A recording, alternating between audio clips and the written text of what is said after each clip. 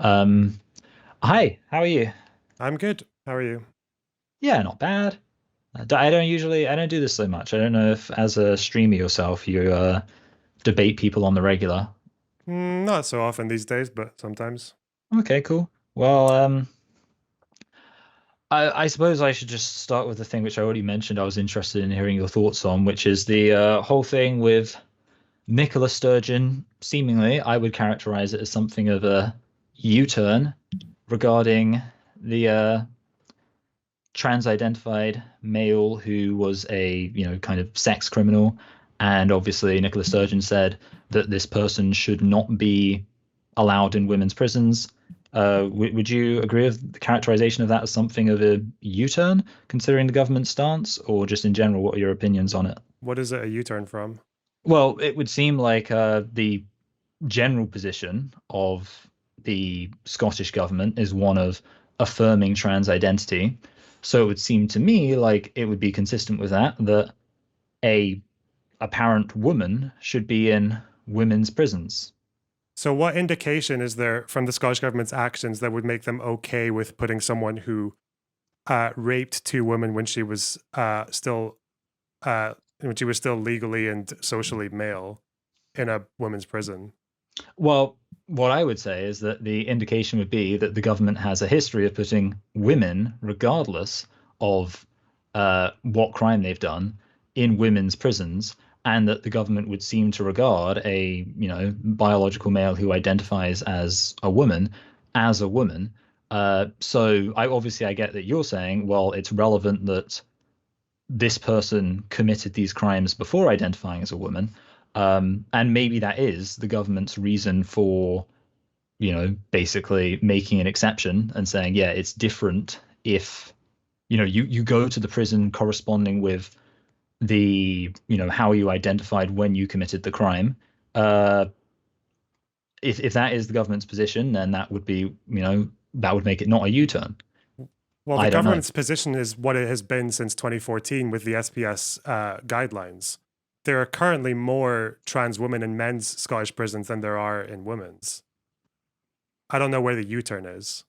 The guidelines have been laid out, and the government hasn't uh, signaled that they want to do something different since then.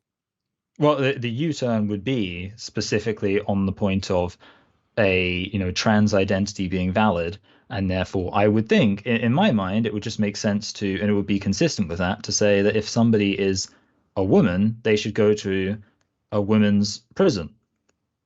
What? Because what they've said about trans identity was that they changed the GRA. They changed the GRA in Scotland, meaning that it was easier for you to change your gender on what your birth, death, and marriage certificates.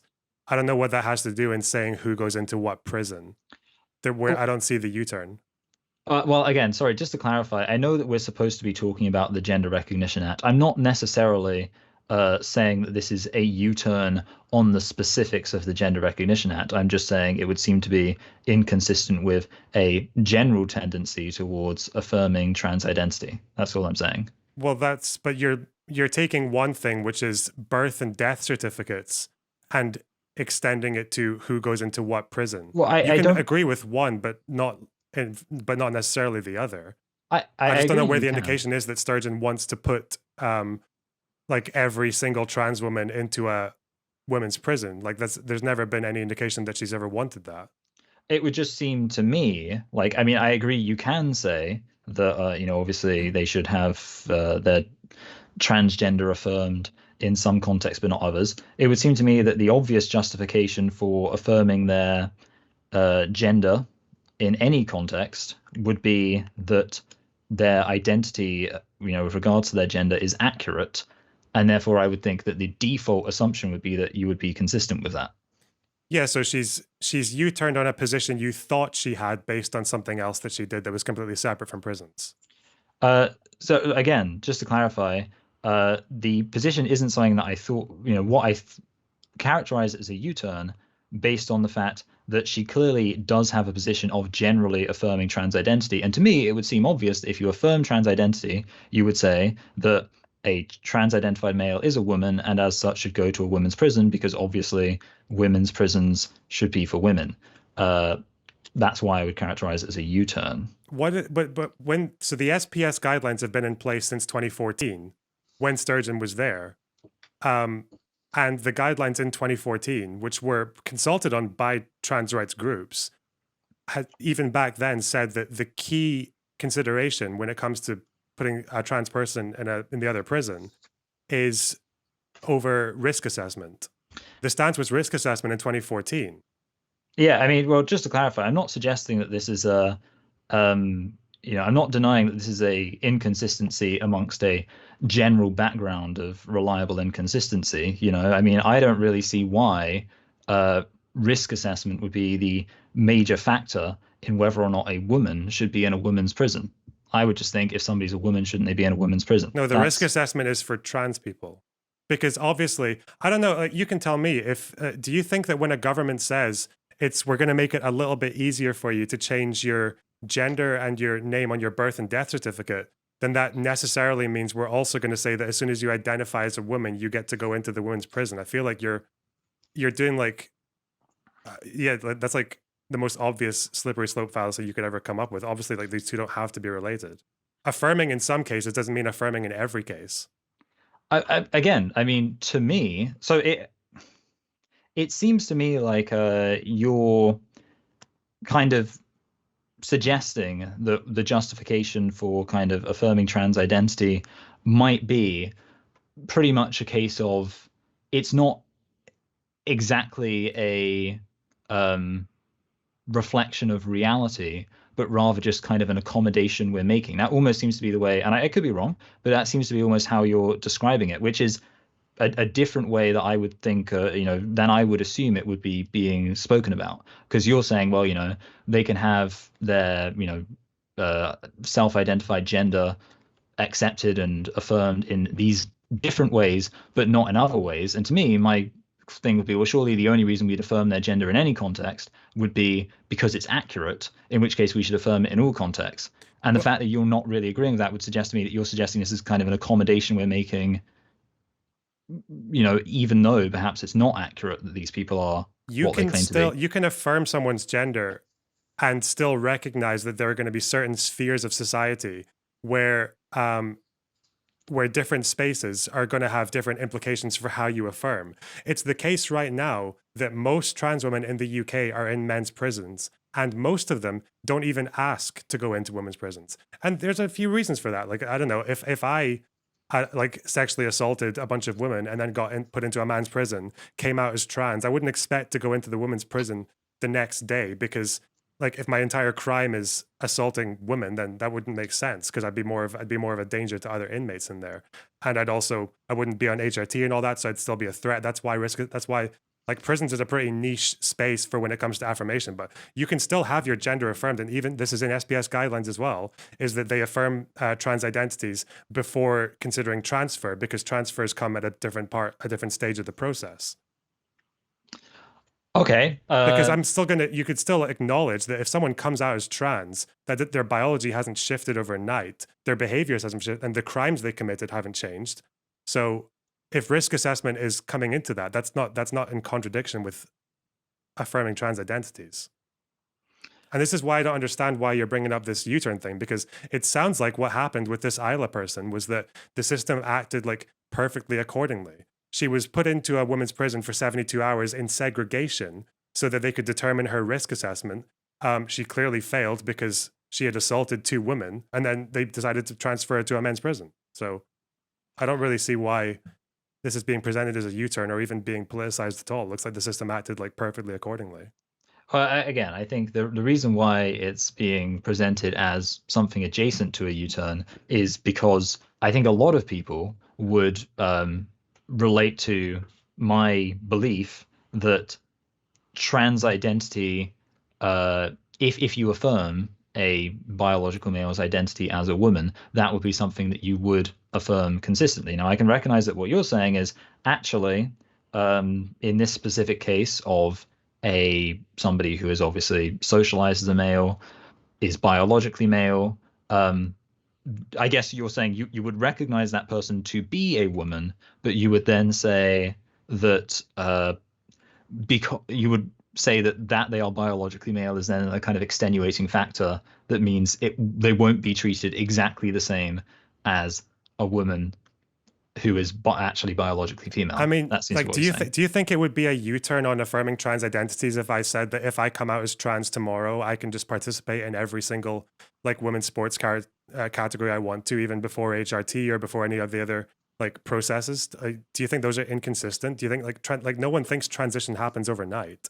I don't know if you want to have an argument with someone who believes that self-ID is all there is to being trans, because that's not my position. But that's fine. I often, the majority of, kind of trans activists, if you like, that I encounter do seem to believe something basically that identity is all there is. I would, I think it would be better to maybe broaden things a bit. How then do you conceptualize trans identity? Before we get into that, then, so now you're saying that it seems like the majority of trans rights people believe that too. I mean, that's fine if that's what you've observed in your own experience, but then there's, again, I'm not seeing any indication that this is what the Scottish government has pursued. So that's why the U-turn thing is just like, I just don't, I don't see why you're trying to put it in that way. I can see why like the right wing press wants to frame it as that, but like, is it not just kind of a straw man? Are you not just assuming because she's affirmed trans identities in some ways, then you've kind of extrapolated to that you expected her to say that as soon as you like the minute a prisoner identifies as a woman, then they get put into the women's prison? Like, Oh, well, again, I think obviously right from the beginning, I seemed quite well. I think I literally said, would you characterize it as a U-turn? I showed a very immediate willingness to recognize that it might be characterized in terms other than a U-turn. The reason why I was thinking it was a U-turn, as I've already said, is because my assumption about trans identity would be that if it is valid, it would be something that you would affirm pretty much in every single situation. So yeah, if you're saying actually that no, their position from the start was that trans identity is not going to be something we're going to affirm all the time. There's going to be exceptions, things like that. Then yeah, it wasn't a U-turn, and I was kind of already willing to accept that it wouldn't be accurate to characterize it as a U-turn. I mean, I felt like 5 minutes ago you said it still seemed like a U-turn, but that's fine. I mean, if you're okay to say it's not, because yeah, it's I just know why the story is so weird. It just seems like the entire system acted like perfectly in accordance with what they've already said they've been doing for the last like almost 10 years. So, um, sure, we can move on to something else if you want. Yeah. Oh yeah, I mean that's fine. I just want to know. I mean, I realize this would be a very big topic, and you're welcome, therefore, not to really, to say that it would be too much to kind of really get into. But how do you conceive of trans identity? In essence, what is the, I guess, mechanism by which we should regard a biological male to be a woman?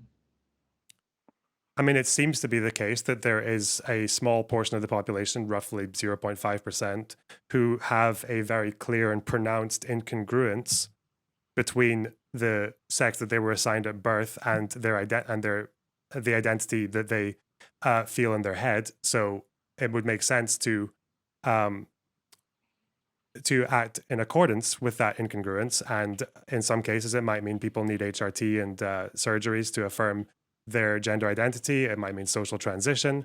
For some people, it might just mean social transition and not HRT and surgeries. Would So it you seems to be the case that some people just have an incongruence between the sex they were assigned at birth and whatever is in their head. would you kind of a agree with or term that as gender dysphoria? Like in other words, are you saying something along the lines of that you're talking about gender dysphoria there, or are you thinking there can be more to it than, you know, gender dysphoria? Based on the literature I've read, it seems to be the case that dysphoria is very often the case. It also seems to be the case that there are plenty of people who feel that incongruence, but it's not at a level where you would diagnose it as dysphoria. So people who feel fine just making a few social changes, and then that affirms them enough Okay, that they feel okay. But yeah, so not kind of necessarily separated being by degree. dysphoria. Incongruence more than dysphoria is the more consistent one. Yeah.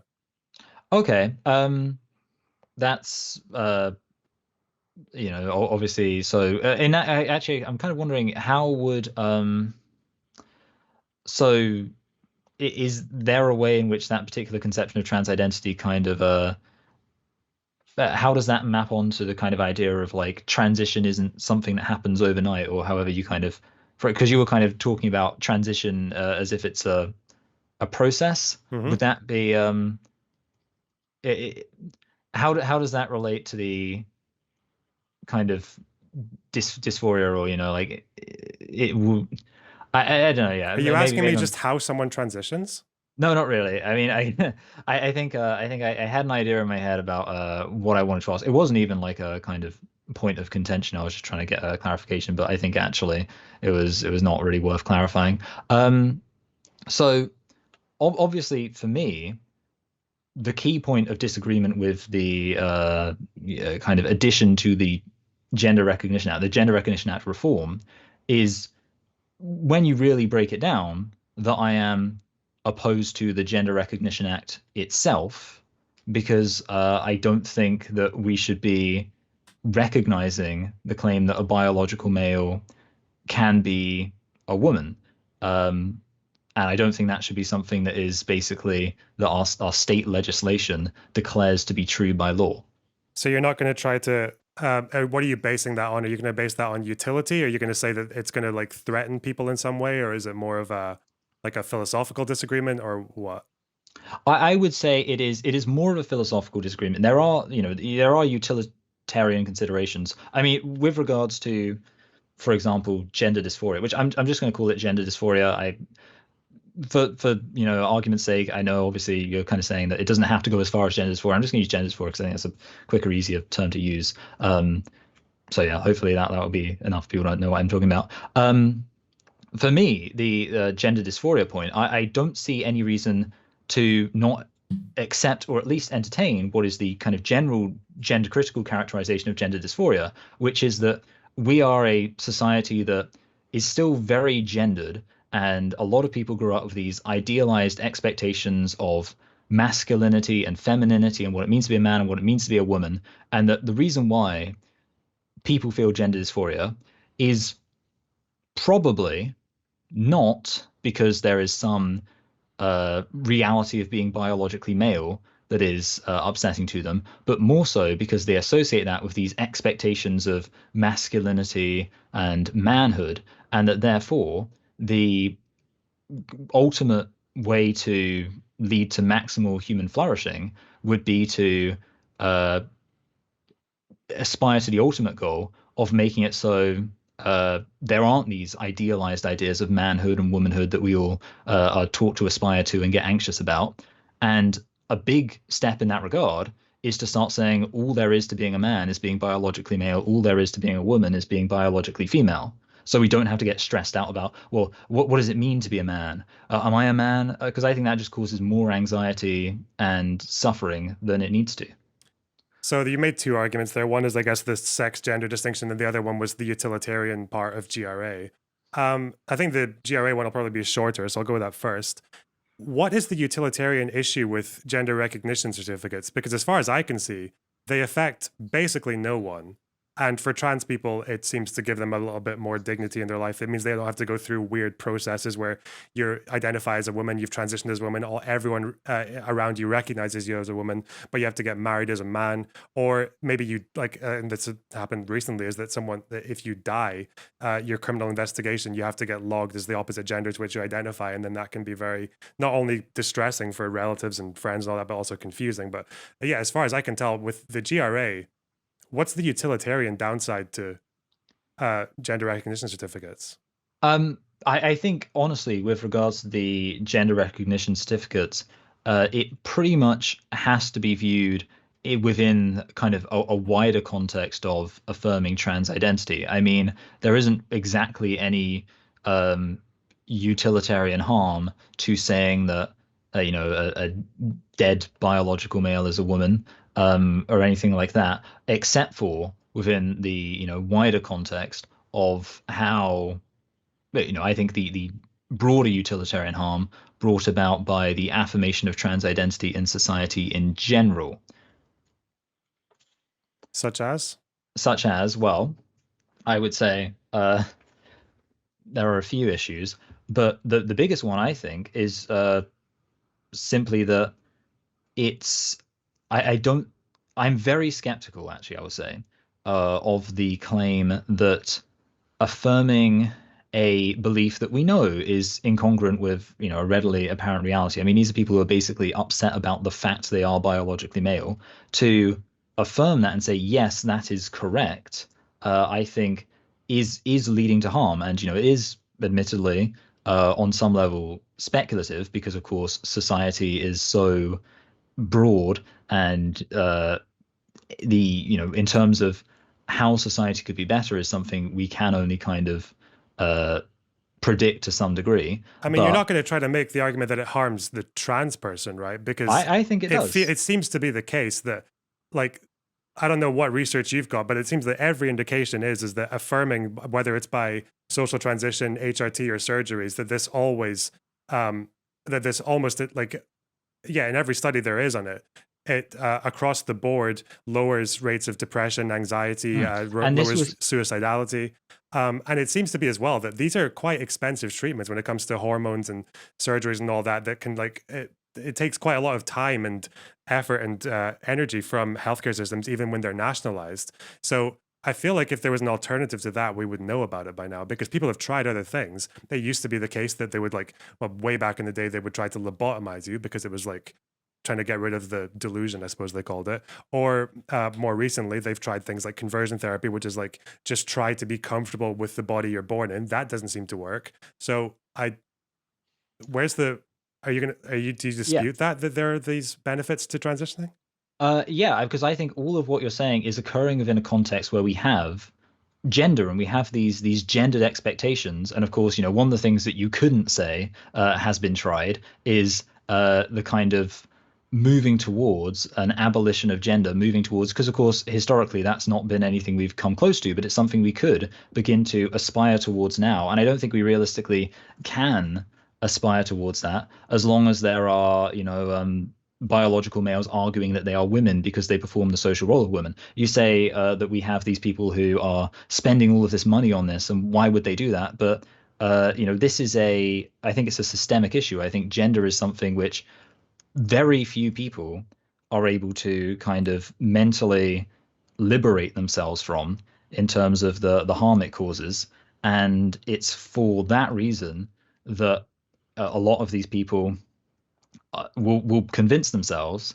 I think to me the reasonable explanation for why a biological male becomes absolutely convinced he's a woman and is willing to spend huge amounts of money to make himself appear more typically of a biological female is that he has been told this idea of he has these idealized ideas of manhood and womanhood in his head that are determining a lot of his priorities in a way that is adverse to his ultimate flourishing as a kind So of more okay, complete human I know being. you're just like guessing that, right? Because like as far as it comes to research on trans people, it seems much more the case that people who are trans, first of all, feel that there's a bit of an incongruence or that there's quote unquote something wrong from the age of about like sometimes 4 or 5, and then it's when as soon as they start to get towards puberty that dysphoria becomes a lot more pronounced. So even if we're just focusing on dysphoria, it's not just about social rules, and you know full well it's not just about social rules. People feel dysphoria about things that are biological. It's about their genitalia. It's about how much like hair they have on their body. It's how their skin is. It's how they're like it's to do with things that relate to sex as well. So I don't really know why you're saying it's just to do with social construction of gender. The reason trans people adopt the social roles of men and women is because that's the society we live in. That's the social language that they have to speak in order to get recognized as the gender they identify as. But like, do you think it's like all just like socially made up then? Do you not think that um, it seems much more likely that since gender dysphoria or gender incongruence, for most people, once it's identified in someone, it doesn't go away. It stays there. And that's seems to have always been the case. So it's clear that there's like something immutable going on there. And then the question is just what do you do with that?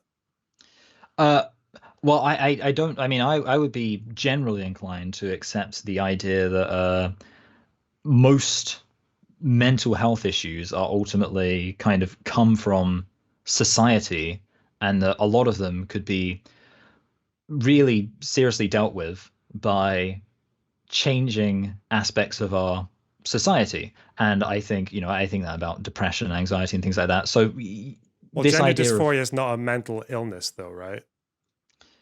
in what It's no specific. longer recognized as a mental illness. It's more to do. I think I can't remember exactly what it's called, but it's like clinically significant distress caused by an incongruence. But it's not seen as a mental illness anymore. And that the reason it's not is because it's not something that, like other mental illnesses, you can just kind of medicate out of someone or help them with, or help them at least almost eliminate or cope very well with when it comes to therapy. That's why it's treated differently.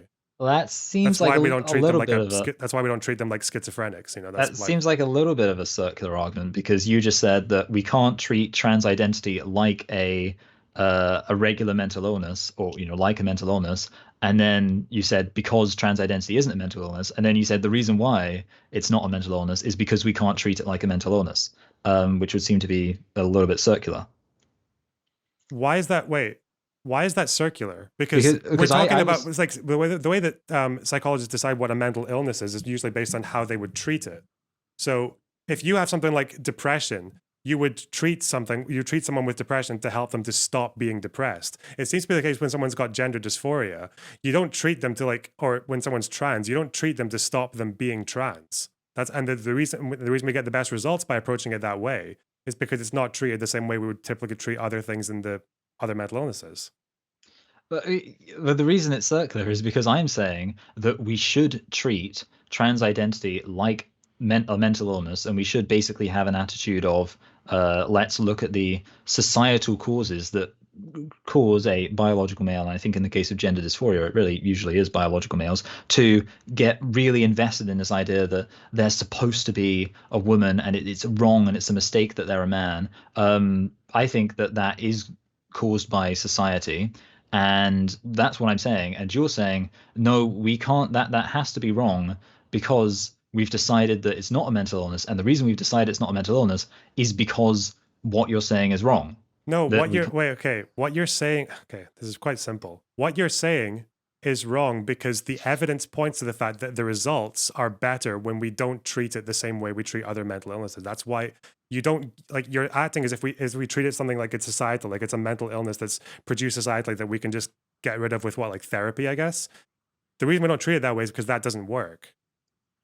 I mean, the thing is that I can recognize it within that context. So you're saying that the okay, yeah. Basically, the point is though that I'm saying that we need a to change society. So I'm not saying there is a societal solution like therapy or education. I'm saying the solution is for society to change. Like I don't think that there are many mental illnesses that can be solved with you know by therapy and things like that within the context of the current society. Rather, I would say that the current society we have is a society that creates these illnesses, and by affirming trans identity as accurate, and in essence saying that when somebody has these feelings that their body is wrong, they are correct to have those beliefs, is that you are then substantially closing the door to actually working to improve society. Um, and I want to. Sorry, I know that I'm just saying a fair bit there, but I just want to add a kind of other thing, which is if we're talking about trans identity, I feel like there are three kind of obvious ways you can say that we should have, we should say that biological males are women and we should accept that, but in this context of knowing that we're basically pretending it. And you can say, we should pretend that biological males are women for the sake of their mental health. Well, no, And I that's don't. I one don't thing. consider it pretending. I consider the fact that woman is was not the definition of women was not handed down to us from the heavens. It's a decision. It's a decision that society makes, and we make it. And it comes to people with intersex conditions all the time, where things are ambiguous. So I don't see why. What the argument is that first of all, you can have fun trying to abolish gender. Like I prefer to live in the world that we live in now. In the world we live in now, I can tell you the benefits of identifying people as the gender um, that they feel in themselves. I can tell you the benefits of including trans women into the category of women. I just want to know what your big problem with that is. I mean, yeah, I have a fair few problems, but in terms of reality, um, ultimately, language and words have to mean things, Hmm. and it's not just a complete free for all where we can just decide to change things for no, well, I don't want to say for no reason, basically for moralistic reasons, because ultimately you know, for example, you are a streamer and there is a reason why you are a streamer. It's because you stream regularly. That is what is the referent. What you do on your channel is the referent, the material referent for why you are identified in that way. And that is how I think is the best way to understand terms, as having reference in reality for why we use that terminology. And ultimately, the Well, calling trans people, calling trans women women and trans men men is referring to something real. It's referring to the real fact that that their identities, that their psyche or whatever, their brain, if you want to say that, is clearly out of congruence with the body, with the sex they were assigned at in birth, and Hmm. society has to deal with that in one way or the other. We can either say, you're going to feel this way probably forever, as far as we know, because we don't have any evidence that you can therapy this out of people.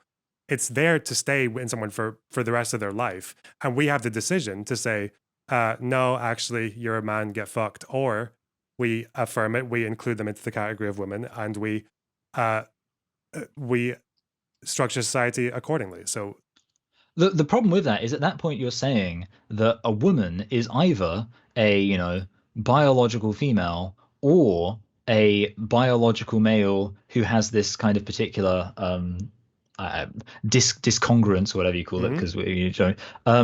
And I don't see any reason why that makes sense when you consider the fact that when you talk about Like we analyzing already make this. society. Sorry, we already make this decision in intersex cases as well, right? We have people who are fuzzy when it comes to what biological sex they are. And in some cases, I think it's if you have like congenital adrenal hyperplasia, where you actually sometimes have more biologically female traits than male, but you still they still identify as male, and so we call them male. We don't have problems with it there. I guess it depends. It's like because you're saying that calling someone like a trans woman a woman isn't mapping onto anything real. I think it is mapping onto something real. I think their gender identity is a very real part of them. We know it's real because it's for the most part it seems to be immutable. You can't get rid of it. So when it's there, that's the real thing you're referring to. It's not like a free for all. I can't be a woman because there's nothing about me that goes in that direction. So it's not like a free for all. I would just ask you is like what do you consider like we keep saying biological female, like to you what's like the essential quality of being a biological female, like what is that? Well, I think that when you get into the very nitty gritty of these hyper specific differences of sexual development, Hmm. that is going to get complicated, and I wouldn't deny that. The way I would define a biological female is an organism whose phenotype is organized around facilitating the function of the large gamete in sexual reproduction.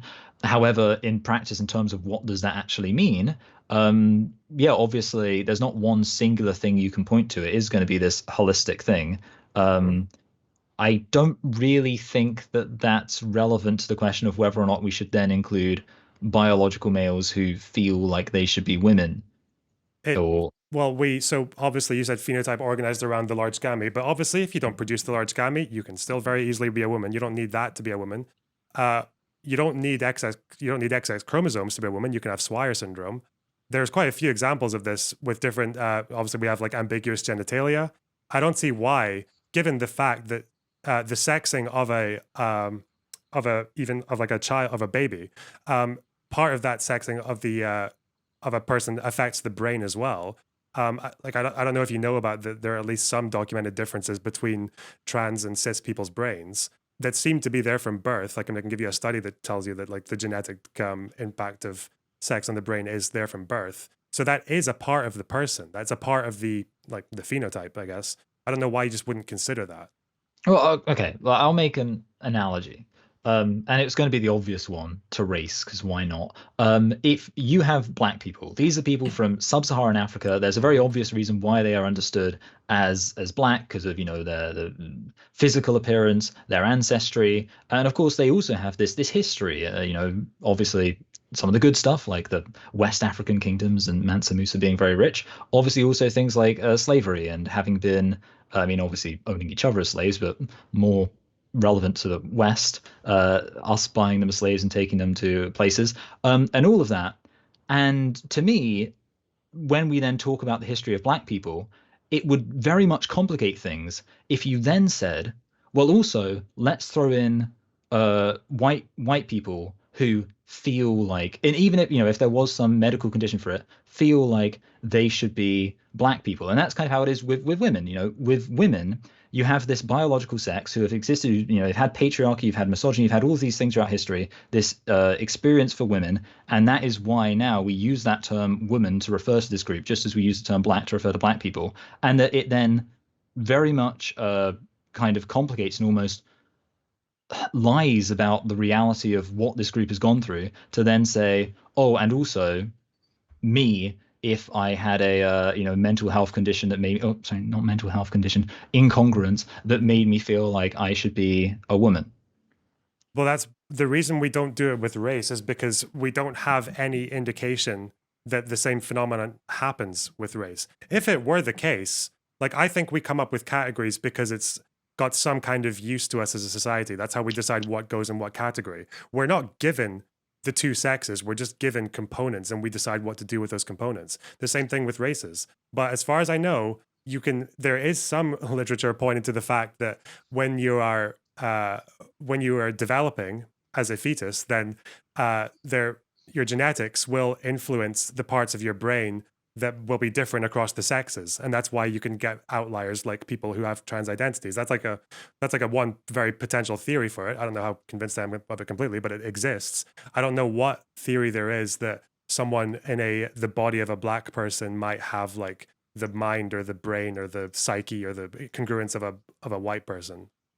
Oh yeah, I mean, I agree. There's not I don't think this mental health issue or whatever, would exist in or does exist in reality. But I think for a lot of people, and myself, the idea that basically whether or not we should include people who otherwise just obviously wouldn't belong in this category, whether or not we should include those people in this category hangs entirely in the balance of whether or not this mental health condition exists. So right now, obviously, I'm a guy, I've only ever been in relationships with women. I've got a fiance who's a woman, and obviously I'm not gay.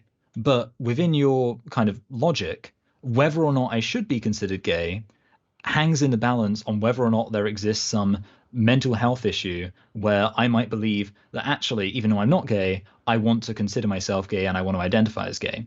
And you can get even more like I'm not a professional football player, obviously, but according to you, whether or not I should be considered a professional football player doesn't hang in the balance on whether or not I've signed for a team and I'm very good at that sport, but rather whether or not there exists a specific, professional football player dysphoria.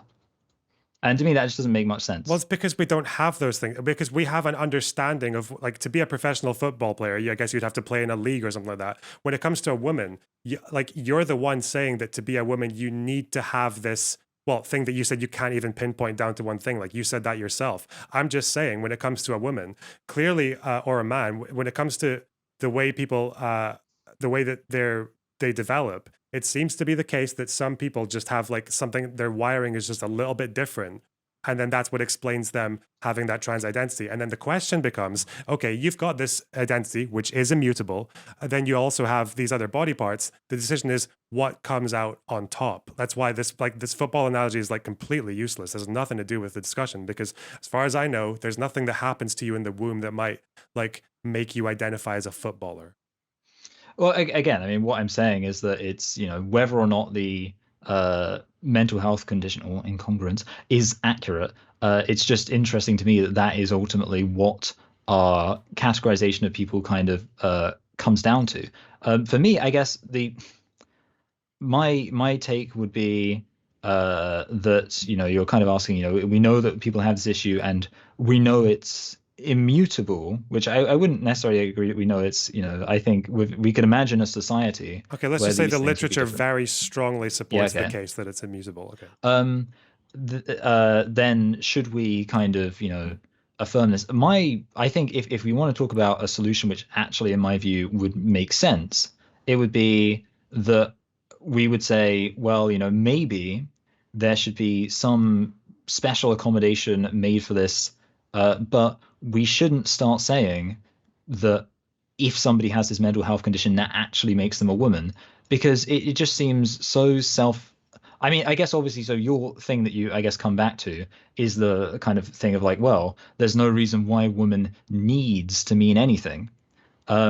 But that's when I would go back I to, have not said women doesn't need to mean anything. okay, I sorry, think it when we doesn't need call to be trans one particular women thing. women, we are referring to something real and immutable about their state of mind.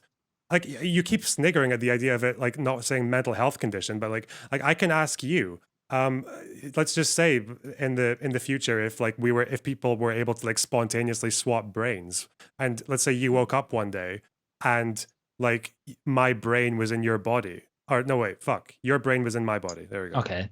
Say that happens. Um, are you still king critical, or have you become loner box? Um, well, that's I mean, that's getting to a kind of quite big question relating to like, the mind versus the body. And I don't really think that that would relate one way into the other, or one way or the other, to whether or not, if I believe that I should be a biological female or a woman, that would, not would or would not be a mental health issue. Um, I guess if you wanted me to give an answer, I would probably say that yes, I would still be king critical. Mm-hmm. I'm kind of interested to see like Would you how. call that a mental health condition? Well, I wouldn't call it a mental health condition if I, but I guess the thing is there, obviously, I still have I suppose what I would say is that material reference is transitive, where basically the reason why I think of myself as king critical is because right now everything about me is king critical, both my brain and also my body. Um, and therefore, I would say that even if my body changed, the original referent for why I was king critical would still be related to my body. Although I should say also, talking about like human personalities is maybe not the best analogy, because I think one could make a pretty strong argument that um, one's physical body is almost irrelevant to one's identity. And what I mean by that is I'll catch myself there. One's identity as a specific individual. So I would say, obviously, my physical body is very relevant to me being a man and, white and things like that, and, 6 foot. But obviously, I don't really think my physical body is actually that relevant to me being um, king critical, Mm-hmm. personally. Um, that's just so I don't really know to what extent like whereas I'd say that there are some instances where your physical body is obviously more relevant, but when we're talking about our personality as ourselves, I mean, I would say even if I was a brain in a vat, I would still be king critical. Well, that's the point, though, is that your mind is like that's kind of where you're. Yeah, that's the real thing that makes you you. So I'm just wondering, like, if you were so your brain's in my body, you're still king critical. You probably want to be referred to in that way and treated in that way. You don't have a mental health condition. You could say there's a disorder going on there or an incongruence going on there. Um, I don't know, like what? How do you? Let's say that happens though, just to stay with it. Like, what do you think society should do in that situation? Like, what would you think the best way to deal with the fact that your brain's in my body? Like, what would you think? What do you think society? What do you think we should do about that? Do you think Uh, society should see you as king critical, or there should be a way to find out whether you are? Um, maybe there are things that could be done to the body you're in to get you back into the king critical body where you feel more comfortable. um, well, yeah, I mean, to be honest, you won't be surprised to hear you're putting me a little bit on the spot with this analogy. It's not something that I thought of, prior to about 2 minutes ago. But with that said, I mean, obviously, I think uh, I guess I would say that society should probably just say, "Yep, that's King Critical. Isn't it weird what happened when he went into Loner Box's body? Very strange." Um, but I guess the problem is that what society would be acknowledging here is something objectively very strange has happened, which is that whereas obviously when you talk about trans identity, I don't really think it kind of parallels because with trans identity, I mean, there's nothing really particularly strange about the fact that some biological males will get tremendous anxiety about, the idea that they shouldn't actually be men. But also, of course, there's the fact that we know definitively, like unambiguously, that I am King Critical, and nobody could deny that I have a very good reason to consider myself King Critical. The problem is, um, and I've heard people kind of I've heard women kind of talk about this, which is the whole idea of saying that you're a trans, if you're a man, biological male, and you have that incongruence, you're saying you feel like a woman, but you can't actually know how women feel. So Mm. you don't actually have any kind of uh, firm thing to point to say this is what makes me a woman, because you don't know, you just know that you feel uncomfortable with your biological male body, which I would imagine most women don't feel uncomfortable with their biological male bodies. So the one thing you're appealing to say you're a woman is something which actually is not shared by most women.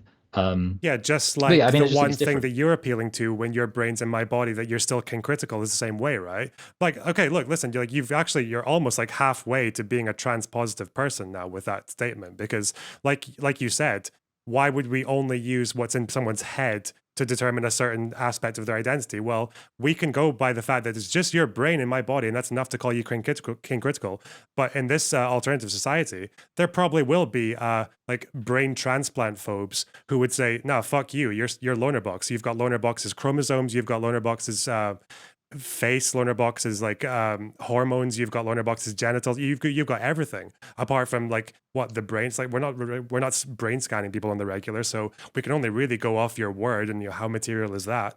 So it's the same. It's the exact same logic, and that's why I would ask you when it comes to, you don't think it's a very good analogy probably, but like it's quite fitting because it's obviously the case that with trans people, the what we know about them now and what we know about gender dysphoria now more specifically is that they have what is like, that incongruence can become like a completely abject disgust with the body that you're in, and that is quite, that's why it doesn't happen very often, I guess. But like, I don't really know what it's like. It's not like feeling like a woman just socially. It's like looking down at your genitals and wishing that there was something different there. And the same with like your skin, or the same with the proportions of your body, and like all the things of all the parts of your body that incidentally map onto your sex. So that's why, um, yeah, I don't know why what the argument would be to treat it like, just to not treat that in the same way. Oh, okay. By the way, I think I don't know how long you're planning this going on for. I think we should probably try and like have a mind towards wrapping up. I'm not really sure. Obviously, going into this, I wasn't expecting it to arrive at a really what's what I'm looking for, like really neat point to wrap up. But I'll just say, in response to that, I don't know. Yeah, somehow, some way, we should try and wrap up somewhat soon. The Yeah. So it seems like kind of what you're saying is, I mean, a bit like, well, what it seemed like you were saying is, when you have, this kind of issue, it's basically you've got a problem with all of these different parts of your body, or genitals, and maybe, I don't know, your shoulders, and other indications of being biologically male, and the uh basically therefore uh we should kind of, just, it's only coincidental that all of this kind of relates to, the idea of you being biologically male. Um, and my kind of take on that would be that I think, we live in a society, and with that in mind, there is this context in the background to all of this, which is that we know on some level that there is this kind of a nexus between the categories of man and woman and being male and female and the ideas of masculinity and femininity. And the kind of ultimate question is, how should we negotiate and talk about that nexus? And for me, the gender critical position of, we'd say there are males and females, and all of the people who it makes sense to call women are male, and all the people, sorry, ha, are female, and all the people it makes sense to call men are male. And there are some men who have this real discomfort with their biologically male bodies, but that doesn't mean that it then makes sense to call them women in any real sense. And that in terms of understanding this, we certainly shouldn't close the door on understanding this in terms of anxieties relating as much to the gendered expectations of masculinity and femininity that come with being a man as we should to the kind of physical signifiers of having a male body. And I think that would, I think that makes more sense. And ultimately, the best case scenario is, I would say, well, maybe we can say that we need to, I'm not saying we should run around any single time a biological male is feeling dysphoric. We should say, well, you're a man. Blah, blah, blah. No, like maybe we should try and be kind and patient with that. But we should also be like, okay, let's not completely close the door on the fact that it still quite probably makes sense to continue to understand women with reference to, that massive group of people who are biologically female, whose experiences are going to be very, very different from those experiences of this biological male who has this particular incongruence that they feel. And also, let's definitely not close the door on the fact that a lot of people, and I've spoken to detransitioners, and one of the things that I consistently hear is that they were kind of living their worst lives in what's what in the lead up to identifying as trans, and as they continued to identify as trans, and then when they detransitioned, they started making an actual effort to kind of do mindfulness meditation, stop abusing certain kind of psychoactive substances and things like that. And it seems to me like we're doing a disservice to a not insignificant proportion of people by being so willing to just be like, oh, you think you're a woman, you're definitely a woman. Don't make any effort to consider the fact you might have anxieties going on, you might have kind of negative feelings towards manliness for all these other kind of complicated reasons. I don't think we should shut the door on that kind of thinking. And I that don't know possibility. I don't know where exactly the drugs thing came from. I mean, obviously the fact that you've spoken to a detransitioner would probably have you understanding that, yeah, we don't get that many detransitioners. I think the highest study I've seen that has a rate of detransition was like 8%, and that was a study in America, but the averages are more like 1 or 2%. You're saying it doesn't make, like, I don't, really quick question then. Okay. Because you keep acting as if this is some kind of like disorder that can be somehow like taken out of someone with the right conditions. If it were proven to you, say there was like some science that we found out that trans people are the way they are because of something in their brain that will never go away. Say you could just brain scan someone who's got dysphoria and you're like, well, something happened in the womb. Your brain is just a little bit more female than male, or a bit more male than female.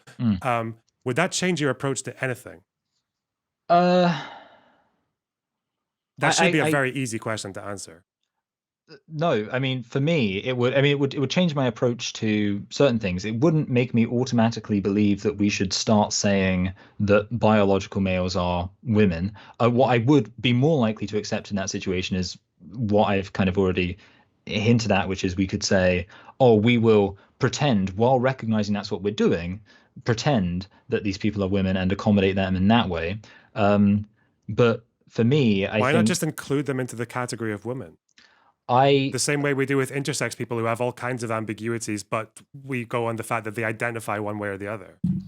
Well, with intersex, I think it doesn't certainly always. I mean, obviously, the term intersex, I don't know if you're aware, within gender critical circles is considered a little bit more of a kind of complicated term, and that's why we usually use the term difference of sexual development. Because the thing about intersex is it can include like Everything from somebody who's like obviously biological male in every single sense except for one little thing, all the way to people who really are starting to approach something we might consider hermaphroditism. But with that said, when we're talking about different sexual development, I mean, a lot of the time it doesn't come down to identity one way or the other. But of course, the thing is, even if we talk about intersex, the biological reference still remains the key thing. The point would be there that the biological referent would be that it's ambiguous, which obviously wouldn't be really a reason to change our opinion on that, or change that kind of logic of biology being the referent when the biology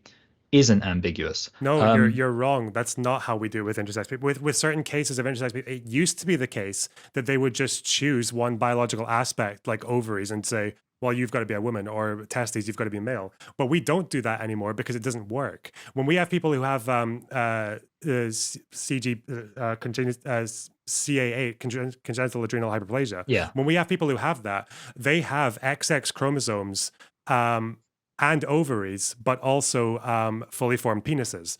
And it used to be the case that they were shoehorned into the category of women because, like you said, the phenotype for reproduction, the large gamete, they had ovaries. But we've realized since then that actually that's a very dogmatic way of doing it. And nowadays they're called males because they identify that way. For some reason, more of their biology is female than male, but they feel like they have a sense of themselves as males, and that's what we go with. So we make these decisions already, even without trans people. And like you said, you keep saying it doesn't make sense. Even in the case where we found out that trans was definitely in the brain and like definitely immutable, could like pinpointed on every single person. Even in that world, you say it still doesn't make sense to include them in the category of women. Well, it makes sense for reasons that that seems to be how it's easiest to identify them socially when they start transitioning. It seems to be what's best for their own well-being in terms of whether it's depression rates, suicidality, anxiety, etc. It seems to be, based on what we know, the most functional thing when it comes to relationships and all that. Like straight men are really not into gay men are not really into trans women. Straight men are. Same with trans men and the other way around. So we do have a lot of reasons to do it, like to do it the way I'm saying. I feel like all you've given me is like some vague appeal to some truth that is socially designed anyway, and we don't even go by when it comes to intersex people. So okay, yeah, there are things that I could say in response to that. I think I'm probably just going to say, since we've been going for almost an hour, that at this point, I mean, I maybe will, I don't know, give thoughts about it, but I like I say, I don't debate very often, so I wasn't really in the mood for a conversation more than an hour. But there was one of your videos where you said that I have a reputation for asking for debates and then dodging. yeah, well, you know what happened? Okay, yeah, I'll address that very quickly.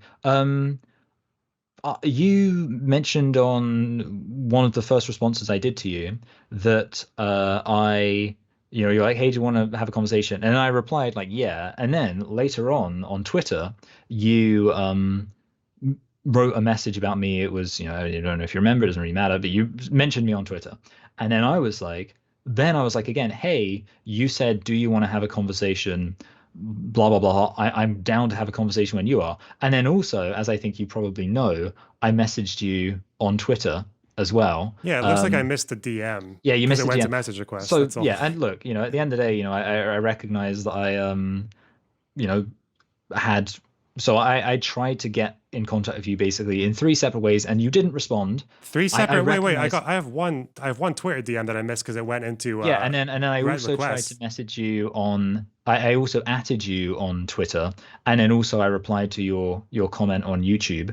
But look, at the end of the day, look, I recognize that like it's entirely possible that you just missed it. The thing is, the only thing I'll add is then somebody else said, somebody who I don't really know. It was kind of some random person, obviously somebody who follows me, but they said, "Oh, Lonerbox challenged me to a debate and then ducked out."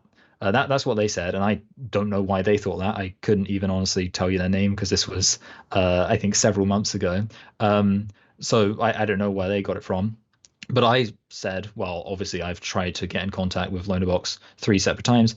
So then I was like, oh, but for the record, clearly we've now just had a discussion, and I didn't notice any real resistance to you in having it. So yeah, I think it was just a case of you missed some stuff. I'm not shocked. I mean, I think people do these It's things. okay. It's okay. Yeah, no problem. Anyway, yeah, have a good stream, have fun, and yeah, I don't know. Good stuff. All right. Okay. Take care. All right, bye, mate. Oh God. It's like fucking monologue shit is so different. Oh no.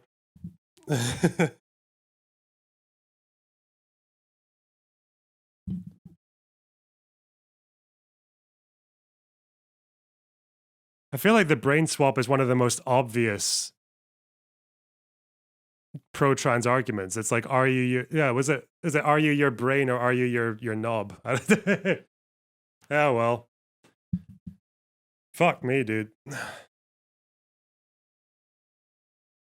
That guy's funny.